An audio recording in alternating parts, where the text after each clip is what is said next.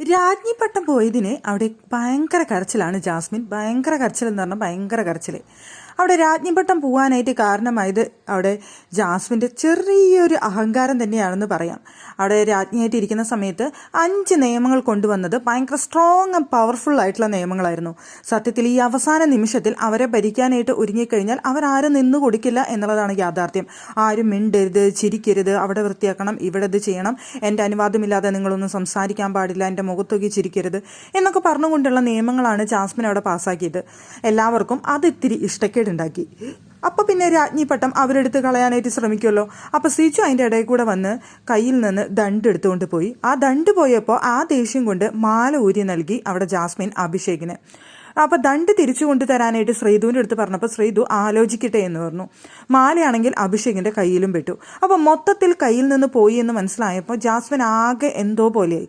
സംഭവം ജാസ്മിൻ അത് രസകരമാക്കാമായിരുന്നു. അവിടെ ദണ്ട് പോയാലും അവിടെ നിന്നുകൊണ്ടും സംസാരിച്ചുകൊണ്ടും ആ രാജ്ഞി പദം നന്നായിട്ട് ചെയ്യാൻ സാധിക്കുമായിരുന്നു. എൻ്റർടൈൻമെൻ്റ് ആക്കാമായിരുന്നു. അപ്പോൾ എല്ലാവരും പറയുന്നത് അതാണ്, നിനക്കത് എൻ്റർടൈൻമെൻ്റ് ആക്കാമായിരുന്നു, എന്തിനു നീ ഇത്രയും സീരിയസ് ആയി എന്നാണ് എല്ലാവരും ചോദിക്കുന്നത്.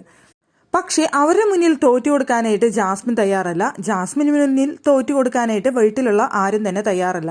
അതാണ് അവിടെ ഉണ്ടായത്. പക്ഷെ അതിനുശേഷം അവിടെ ജാസ്മിൻ ഭയങ്കര കരച്ചിലാണ്. എല്ലാവരും കളിയാക്കുന്നു എന്ന് പറഞ്ഞിട്ട്, ഈ ഗെയിം അറിയില്ല, എന്താ എങ്ങനെ കാണിക്കുന്നത് എന്നൊക്കെ ചോദിച്ചുകൊണ്ട് എല്ലാവരും എന്നെ കളിയാക്കുന്നു, എല്ലാവരും എന്നെ ഒറ്റപ്പെടുത്തുന്നു എന്ന് പറഞ്ഞുകൊണ്ട് ജാസ്മിൻ ഭയങ്കര കരച്ചിലാണ്.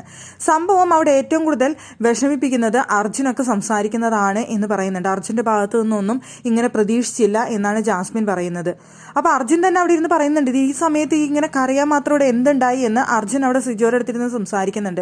എല്ലാവരും അതൊരു ഫൺ ടാസ്ക് ആയിട്ട് എടുത്തിട്ടാണ് ഇതുവരെ ചെയ്തിരുന്നത്. ജാസ്മിൻ അത് സീരിയസ് ആക്കിയപ്പോൾ ജാസ്മിൻ പറയുന്നത്, ഞാനത് സീരിയസ് ആക്കിയത് എനിക്ക് ഇത്തിരി നെഗറ്റീവ് വന്നാലും ടാസ്ക് നല്ല എൻ്റർടൈൻമെൻ്റ് ആവുമല്ലോ, ടാസ്ക് നല്ല സീരിയസ് ആയിട്ട് പോകുമല്ലോ എന്നൊക്കെ വിചാരിച്ചിട്ടാണ് എന്നാണ് ജാസ്മിൻ പറയുന്നത്.